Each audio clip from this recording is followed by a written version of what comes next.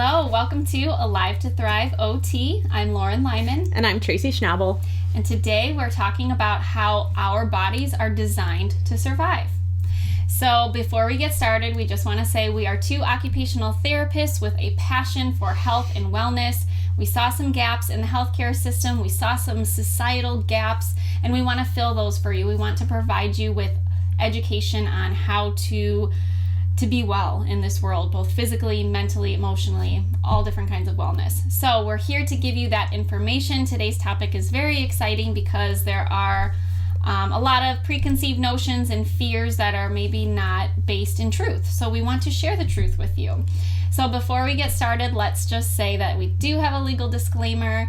Our podcast is for informational purposes only, especially this one. If you have a specific medical concern, please discuss it with your medical provider. We don't have any warranties or representations for the information provided, so proceed at your own risk, make your own decisions about your body. And if you have a medical emergency, please call 911. So Tracy, how are we designed to survive? Okay, I'm really excited about this. So I was on a road trip to Tennessee talking to my nephew, who's a computer programmer, and I was talking to him about how computer programming works, and I was thinking, boom, really cool idea about like how on our computer we have a like Norton antivirus, right, that protects the computer from failure. And I was thinking, what a great analogy to how the human body works, right? So I'm gonna get to that. But he was telling me, basically, I was asking him questions about computer programming, and I don't know if you knew this, but it's all zeros and ones to like a certain power, and it gives the computer information about how to run different programs based off of to what power each one is given. And our body, from learning about biology in our different classes, has certain ways that it receives information too. Our DNA tells our body how to run, right? So it's basically like that coding, those zeros and ones are in our DNA, but those are the nucleic acids that build up our whole body's framework. It's like the foundation for how we operate. So if anything interrupts that mainframe, we have some problems, right? So I thought it'd be interesting to talk about, well, how have we survived till now? And can we build like a Norton antivirus for our body? So my nephew and his girlfriend, Ashley, his girlfriend works in cybersecurity, and so she design systems to protect viruses from spreading, because I was thinking, well, we're exposed to viruses every day, just like your computer system. So how has our body like till now been able to protect itself from destruction? Because once it spreads, that's when you have a really big problem, right? So, yeah. I do want to say something about DNA real quick, because epigenetics is something that's really huge right now, and something that we learned that, hey, your DNA isn't your end-all be-all. Just because you have the precursor for something doesn't mean you're going to develop it. So I want to say, just like a computer, you have the basics, right? You buy the computer out of the box, this is what's on it. But then maybe I can install like a word program or a game or all these different things. I can eat my fruits and vegetables. I can exercise. I can do things that are adding all this good and fun and positive things to the computer, to my body. But then I can also go on a bad website and oops, like I have a virus, or, I can eat donuts every morning. There's the analogy. Oh, I'm sorry. Did I ruin it for you? Oh, no, but that's exactly what, sorry, you explained it, and that's why I need Lauren to explain, because I have like really big and she explains it into concrete, but that's exactly what I was getting at. So, so we, just like a computer, we actually don't realize this, but we can control whether, to some degree, okay, not completely, how much we infiltrate the body with different things that could be harmful, which would affect how a virus is able to multiply within us. Okay, so if you're like the computer, you're going to bad sites would be equivalent to if I'm eating like fast food and processed food all the time, which we've talked about on other episodes. If I'm in an environment that's like really toxic, there's a lot of pollution constantly, if I'm really stressed out, I'm going to get to that later, that is going to affect how well my body's immune system, which is parallel to the firewall, is able to fight off something like a virus that once it spreads, it changes your mainframe and causes havoc. But the good news, we have the good news, is that if you build your firewall, which is your immune system, you could do what my nephew and his girlfriend have studied to do and protect your whole body's mainframe from that ever even happening. So I just thought this was really interesting based off on that conversation. So first of all, what we're going to get to, I think, to fully understand this is, what is a virus? Have you guys ever thought about that recently? I'm sure it's on your minds, right? Like, what is a virus? So I'm going to give you an exact definition. It's a microorganism that is able to multiply only within living cells, okay? And it consists of nucleic acid molecules. And it's in a protein coating. So it affects our DNA and our RNA. So that's why we needed to have that background. So And in a computer, it's a piece of code which is capable of copying itself and has a detrimental effect on the operating systems. So it's something like an outside pathogen that gets into our system, okay, and then it causes havoc on how our systems operate. So I was thinking, wow, this is so interesting because it's such a parallel. So I explained the background on that. So what I was thinking is, how have we survived till now? So if you look back at our other videos, Lauren did a really great video about our gut and how our gut operates, is that we have a lot of bacteria, good and bad, that creates our immune systems in our gut. And sometimes if we have an imbalance and have too much bad bacteria versus good bacteria, that's when problems occur, okay? And that's when havoc is reached. So also, when we're exposed to outside pathogens like bacteria, think about E. coli, or a virus, the way that our body protects itself is, you know, how your immune system is operating. And how your immune system is operating is based off of your internal ecosystem in your gut. So how do we have a healthy gut? I want to add to, you're probably like, what does the gut have to do with my immune system? 70% of your immune cells are housed in the gut. So supporting the gut supports your immune system. Right, which we didn't learn till after we got out of school, and we went to school for medical. So I'm thinking, wow, Lauren, probably like the public doesn't know about this as much either. So it's great to do a video on this. And even though we've done a video about your gut and your immune system, I wanted to connect the two, because maybe you're like, oh no, you know, I can't protect myself against a virus. And I think this is kind of on a lot of people's minds, and we really want to promote good with this channel to make you less scared, because I think a lot of people are really fearful right now, and that's actually bad for your firewall, for your immune system. Having a problem-focused mentality has a lot of consequences, because it's bad for your mental health, your emotional health, and that's bad for your immune system. So rather than focusing on the problem, we want to be very solution-oriented. So, okay, yes, problems are always going to exist, but the longer you perseverate on them, the less energy you're putting forth fixing them or putting forth towards something good. Exactly. So, and I think something that is not public knowledge, but we did a lot of research on this. And by research, I don't mean just Google search, okay? We were educated to do like scholarly research, looking at doctors from different backgrounds, different countries, and what they found on the virus and about health and wellness, okay? And we've been trained on how to look at research and whether or not, and what type of doctor too, because I think we forget that there are specific areas of study called virology. Virologists study viruses, so they would know more than a general practitioner about viruses.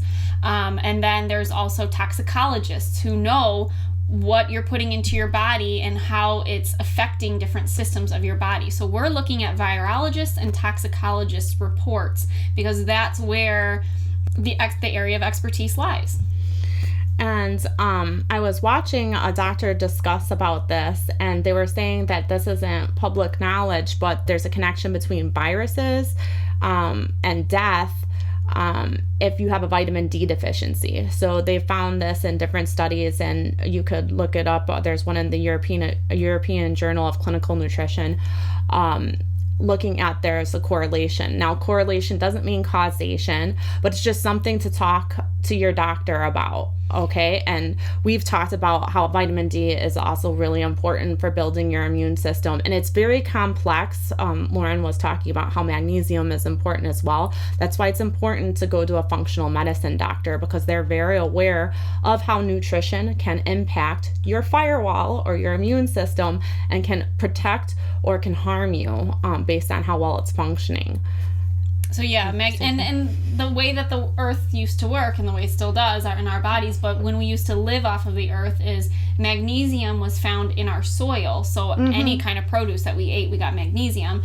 And then living outside, we got the sun, the vitamin D from the sun. The magnesium helps your body absorb the vitamin D. We don't live outside anymore. We use pesticides in our food. We've kind of stripped the soil of magnesium. Exactly. So naturally, we're not getting these things. So we need to figure out a way to naturally get as much sunlight as possible, but also, supplementation and which supplements are safe and how to not take too many of certain supplements. So you really have to find your sweet spot with vitamin D supplementation. That needs to be under the supervision of a doctor with lab results and things like that. And then magnesium is just something we cannot get enough of in our world. I think over 90% of people are magnesium deficient. So something to talk to your doctor about. Yeah, exactly. So it's just, again, we give disclaimers with this, but we're just trying to give you information because knowledge is power, right? And something else that I found was really interesting in this study is that they were finding too that people with darker skin tones tended to have more negative impacts of contact with the recent viruses happening in our society, including death. And Lauren's going to go into how that makes sense. So again, I always like to talk about evolution because you know what? Our bodies haven't evolved a whole lot in terms of how we respond and react with to the environment. So when we were all living in our own parts of the world and didn't have a lot of cross-cultural interaction because there were no cars and things like that, let's say, okay, me, obviously I'm from Northern Europe because look at me, and a friend of mine was from Mexico. So darker skin tone, lighter skin tone. Well, Mexico, the sun is shining a lot more, and in order to protect the skin and protect your cells and everything from what can be damaging effects of too much sun, these people needed more melanin in their skin. So melanin is what protects them from getting sunburnt. Someone like me from Northern Europe, I only need a little bit of sun because there's not a whole lot of sun in Northern Europe. It rains a little more often, and it's not that sun beating down on you. It's not that heat all the time. So they have less melanin in their skin because they need to be able to absorb that vitamin D quickly because the sun's not always going to be there. Someone in Africa, the sun's going to be there all day, every day, and you need to protect your skin from it. So they absorb vitamin D a little more slowly, and they need more sun. Well, now we fast forward, modern life is great, but we haven't evolved to accommodate for that. So now we have people who are living in places where they're not from originally, their heritage. So while that's a great thing and we have all these modern conveniences and we can be indoors, so I can still protect myself by wearing sunscreen or being inside or changing up my diet a little bit to protect from the sun, the problem is while I'm doing these things, someone else may be doing these things unintentionally. Like maybe someone with a darker skin tone doesn't need sunscreen like I would or the protection that I would, but they're still spending all that time inside due to not wanting to be hot or due to their career or other obligations or whatever. So someone that was intended to receive sun all day long is now inside all day long. So that person is super deficient, where someone like me, who evolutionarily speaking was intended to be receiving sun only a little bit here and there, I may not be as deficient because I'm getting my needs met. So very interesting, right? So now this is what I mean. Knowledge is power. So it's really important to check, possibly with a functional medicine doctor about this and know what your risk factors are.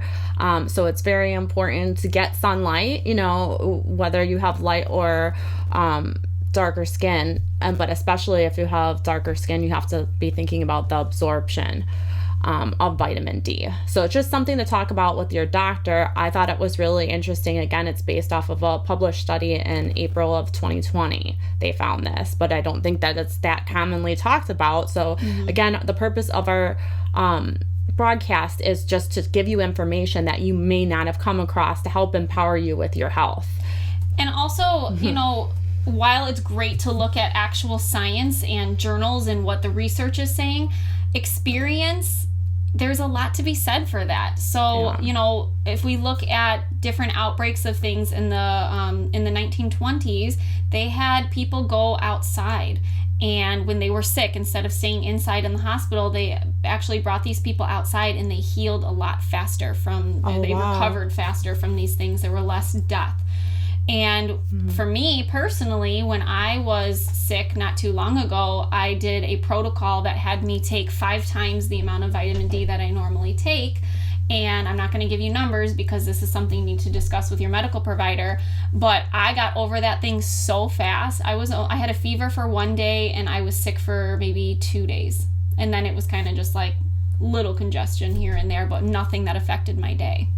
Wow. So, there is something to be said for experience, your personal experience that hospitals are encountering all over the world. Like, we sometimes are the trial. We sometimes are the study. And that's okay sometimes because we are experimenting with our health. We are seeing what works for us and what works for other people. And that's the nature of a scientific experiment. Yeah, we can't control all the variables, but neither can they in labs because we're not lab rats. You can't control people like that, So our own experiments and what we're doing in our own lives, sharing that is important because that gives us data. And one of the points that I wanted to make too is that we need to control there's certain things that we can't control with our health, right? So we've started to be in front of the computer even more now, which is possibly with this newfound research a detriment to our health. So if we know that vitamin D helps our immune system, it helps reduce the inflammation response. And we talked about other videos how with cancer and other things, inflammation is a major cause of the disease process because you're not getting proper circulation. So we need to control inflammation primary, and we can control that through vitamin D. We talk about fruits and vegetables all the time, non-processed food. And also we need to control our stress levels, right? Can we talk about food just for a second? Yeah. Also important to note that sometimes, micronutrients, macronutrients, all these technical terms that a lot of medical providers will talk to you about, that's great and all, but we also need to remember energy. Because food from the earth has a vibration and it interacts with our vibration. So that's why supplementation is sometimes necessary and important, but it's not ideal. It's not what we want. If I said, you know what, I'm just going to eat whatever I want because I'm going to take my vitamins, I'm not going to be healthy. My cholesterol probably won't look good, but in terms of like vitamin D and all that stuff, that might look okay, but that doesn't necessarily define my health because we are also interacting with the earth to increase our vibration. And we've talked about this in other videos.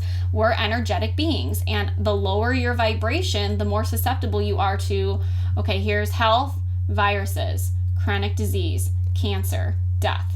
The lower your vibration, the more likely you are to have these things. And if you're breaking apart, if you're taking something that nature has made for you. Here is this beautiful apple. I made this for you because I know you need it and I know it's good for you. And then we're like, well, what is this apple made of? Well, this apple has vitamin C and it has vitamin A and it has all these things. Let's just take those instead. You're totally missing the point. Like, life is about more than lab values, and we're sometimes too scientific. It's like, it's not all about chemical structure of something. It's not all about the chemistry of an object. Sometimes it's just the synergism that naturally exists in nature. Food works synergistically, and that's why we are in such poor health right now, because we're trying to take all these different vitamins and we're trying to eat these fad diets that are not allowing for this synergism that naturally occurs in nature. That's why a lot of the diets that go back to how, natural, not modified, not synthesized, has showing a lot of really good results in people, because nature is medicine. Nature does provide the cure, and we try to outthink nature. And we're, I think, in a situation today that we're in. We try to replicate nature and put it into a bottle, which is so silly, because how much are you paying for supplements? And I know it is expensive to eat healthy in today's world, but like, put a garden in the backyard and there you go. Or there's hydroponic systems that you can grow inside and grow your own food year round. And, we're so obsessed with quantity. How many servings of vegetables did you get? That's the old way of thinking. It's not about, okay, I ate 10 salads. I ate 10 salads today, but all I had was greens and cucumbers. Well, again, food works synergistically. So eat one salad, eat it with cucumbers and carrots and different colored peppers and radishes and all these different cabbage, whatever. Get all your colors in, and just the presence of all of those different types and variety of colors and foods, that's what gets you health. So it's really about eating food in its entirety rather than trying to analyze it and break it down and find it somewhere else. Eating real food and eating a variety of colors, and that's what's very predictive of health. And exercise, has been found to truly help the body. Exercise actually boost the immune system, and they've actually studied this. So it's not just for being skinny. It's also for just helping you build your immune system and be overall healthier. So it's vital. And something interesting is when I used to work at the VA, and this is kind of what led me onto this path of looking at things in a different paradigm, is I had a lot of patients with arthritis, and I was looking for alternative ways. Well, it's not so alternative, but it's not commonly known to the public that there's things that you can do if you have arthritis, which is, I don't think people know this, is an immunological problem. The immune system is not working the way it should. And your bones are starting to deplete. So a lot of the recommendations that are given is also vitamin D, and also eating, really healthy, eating like green leafy vegetables, trying to stay away from inflammatory foods that makes it harder for circulation to happen in the body. And when she was talking about frequency, just to break it down a little bit further, we talked about humans as electrical beings. Our brain communicates with our body through electrical signals. So everything we do has electrical rhythms, including our heart too. Our heart pumps based off of an electrical rhythm. And if those rhythms are interrupted through inflammation or anything else blocking it, then health is interrupted. So trying to take these really abstract concepts, break them down, and empower you to do simple things like eat better, exercise, and get outside, so that can make monumental differences in you and your family's health. And a way that probably you'll relate to with exercise, again, with physical health, if you're exercising and your body, your heart rate goes up because it has to, and then you need your blood pressure to raise in a healthy way, just a little bit. And then what happens is your body builds all these new passageways, all these new tunnels. They're called capillaries, because you need more more capillaries to accommodate that blood, that extra blood that you need. Your heart is pumping faster, the blood's coming out more, and if you don't have these extra capillaries, your heart rate is going, or your blood pressure is going to elevate to a point where you're going to have a heart attack. So we don't want that, and that's why it's important to monitor yourself while you're exercising. It's important to not go from 0 to 100 and like completely go all out with an exercise before you're ready. So kind of building your way up, because as your body makes these capillaries, you have more pathways for oxygenated blood to come through. And then day to day, you're going to be healthier and you're going to have a lower resting heart rate because you have all these extra pathways for oxygenated blood. And oxygen, I mean, breathing properly, having all these capillaries, it's important to survival and health. And then if you look at it from the chemical composition of it, serotonin, dopamine, all of those things, exercise promotes all of that. So it can be a natural way to stay happier and healthier. Yeah, most of your neurotransmitters are occurring in the gut, which I didn't know that before. They're called hormones in the gut. Yeah, so that's huge, right? So if you want to feel better, to be able to do all these things for yourself, you need to get that balanced. So it's kind of complex, but it's not. Just eat better, get outside, and do things that you love, and also, do things for your mental health. Take time for you and do things that you love, and that actually helps your body's function, which I don't think is out there enough in the news. And I think it's important to have the mindset of lifestyle and not diet. So diet has the word die in it. It's very negative. It's very restrictive. It's very, I did a bad thing because I ate cake, and it's very, I have to do this and I should do this and I need to control myself. And it's that in itself, that mentality makes it really hard to follow through. Whereas a lifestyle is more of like, hey, I'm incorporating fruits and vegetables into my life, and I'm thinking about, okay, did I eat every color of the rainbow in produce today? Because I deserve that. I deserve to be happy and I deserve to be healthy. And it kind of sets you on this upward spiral instead of that like punishing myself for not eating right. It's I'm rewarding myself with exercise. I'm rewarding myself with all this good food because it's good for me. It makes me feel good. It makes me look good. In terms of like not skinny fat, things like that, but like your skin will start to clear up, circles under your eyes will go away. If you're taking care of your body, you're going to look more radiant, because really what's going on the outside comes from the inside, and it comes from the gut. So the next thing that I wanted to talk to you about, so we've covered, what is a virus, what can we do to protect ourselves from, external pathogens. And then the next thing I wanted to talk about too is, how have we made it till now? How have we survived? How have we survived? When did humans first come into existence, and when did all these modern technologies come into existence? Yeah, we made it on our own with our own bodies. Think about it. So I think that, we need to really kind of sit back, and this is why I like to look at history and why I like to research things, because I think it can give you some peace of mind. So actually, we're surrounded by viruses. I just told you, we just talked about the gut has a lot of bacteria, good and bad. And when they used antibiotics constantly all the time, it wipes out the good with the bad. And then we started to have problems with bacteria morphing, and then our body wasn't able to fight it. Well, our body is made to help itself, so we just need to help it help us, okay? So, and it's been doing that for a long time. Sorry, that's my point, is that I read a National Geographic article from, April 2020, and when everything was going on, they said that 10 to the nonillion viruses exist on our planet. So that's 10 to the 31st power, so 31 zeros, okay? So we are surrounded. There's so many viruses. How have we made it? And something really interesting is they infiltrate every aspect of our being. Like they're in the water, they're in the atmosphere, they're in the soil. I think that I like to call it bubble boying it.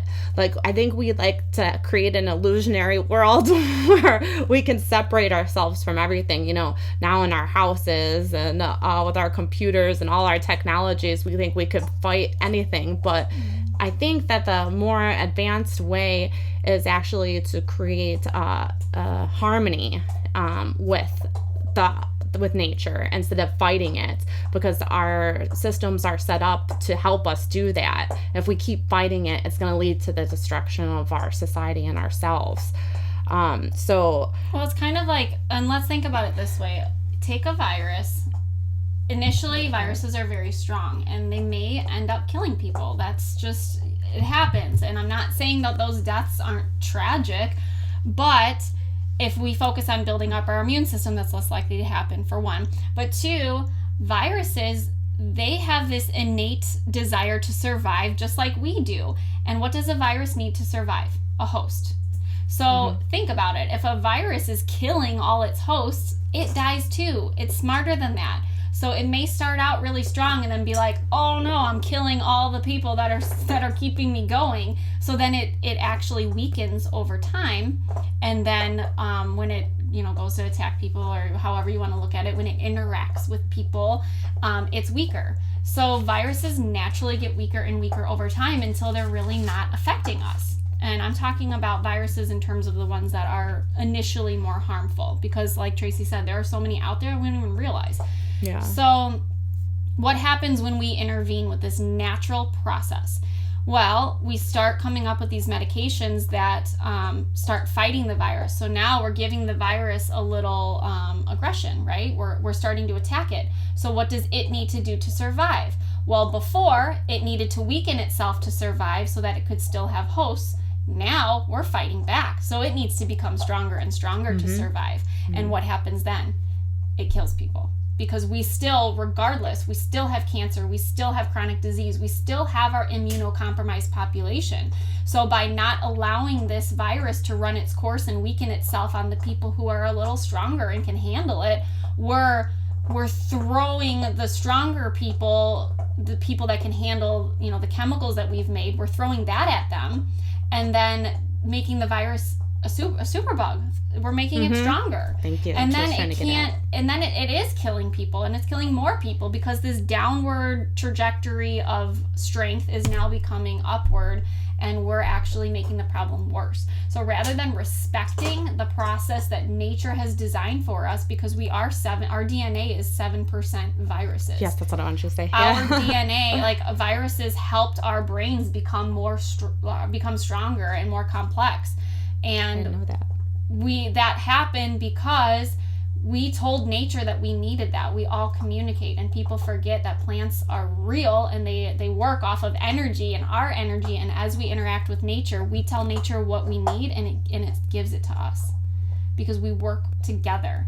And as soon as we disrupt that process, that's when there's chaos, and that's when there's death, and that's when there's real, true danger. And I'm not saying it's that there aren't things that exist that are not dangerous to us, but if we're respecting that relationship we have with nature, and we are helping our bodies in all these natural ways, and we're staying away from environmentally hazardous things and promoting global change. Like, for example, instead of pesticides, there's this machine. We have robot vacuums. Guess what? There are robot lasers that go around and kill weeds in these farms. Well, let's do that. Let's do the lasers instead of spraying all of our stuff with pesticides, right? Yeah.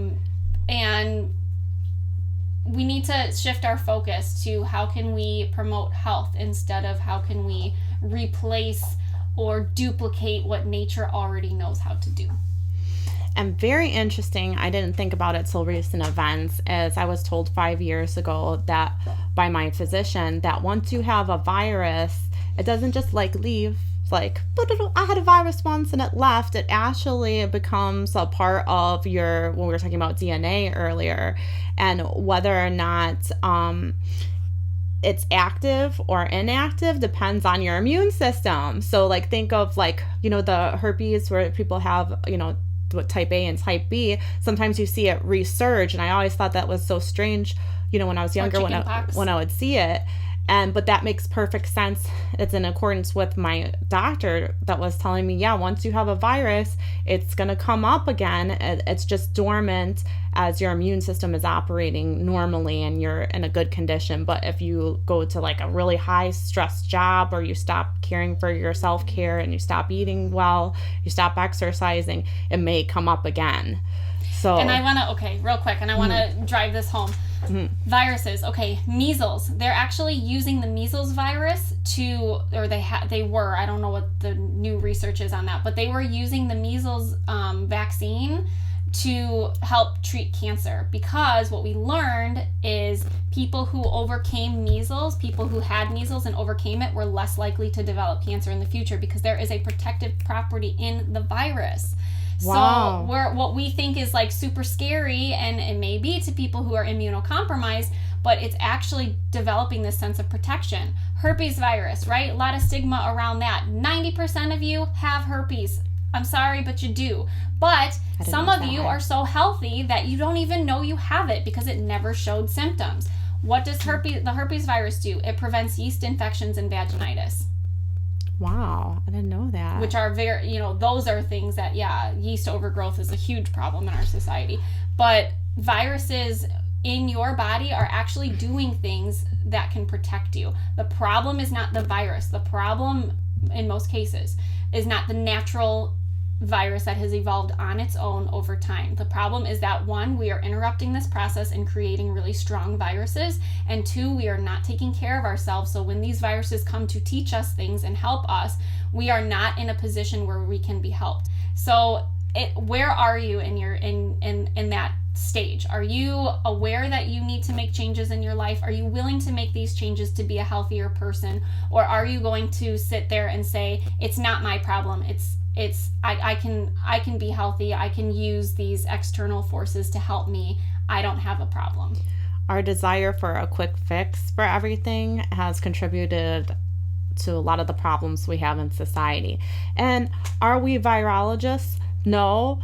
But we studied from them. But we studied from them. And again, from my experiences with my own health and doctors, and from being in the medical system for almost 10 years and studying and talking to doctors about different patients with immune system deficiencies and problems, it's led us down to a path of inquisition and looking into things. And that's all we're asking you to do. Again, we're just trying to provide you with knowledge and more options versus less. And it's funny because we've been doing this podcast for over a year, 2 years? 2 years. Almost 2 years now. Mm-hmm. And the more we've learned, the more everything makes so much more sense. So like we revisit topics because we are like, oh, well, I have more to say about this now, or this makes so much more sense. Where before it was just like, well, I read this and I'm going to regurgitate this to you. It's like there's this understanding because we're studying so many different areas. And that's what makes this podcast different from like you being like, okay, I'm going to go to this virologist and learn this, and I'm going to try to learn this. And while everybody has their gifts to offer, when you have somebody that takes all that information, learns it all, and synthesizes it, it makes so much more sense. Like my understanding of life right now from what I've learned in the past 3 years has grown exponentially from what I learned in college, because in college I focused on one area. And while that definitely helps me and resonates with the person I am, now that I'm learning from different areas and my motivation comes from seeking perspectives from everybody because I like to learn, that is what has opened me up to be able to learn all of this and really have this information make sense.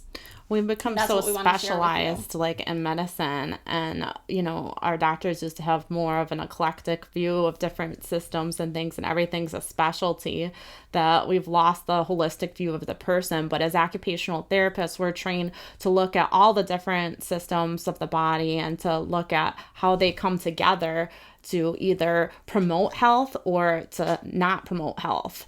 So that's also what led us down this path. And we just want to, create kind of a positive mindset out there for what we can do to reclaim our health, because we've become a passive, I think, society where we're like, oh, I just want a pill for that. One of my friends said, I don't know why they haven't just come up with a pill to, completely eliminate diabetes, type 2.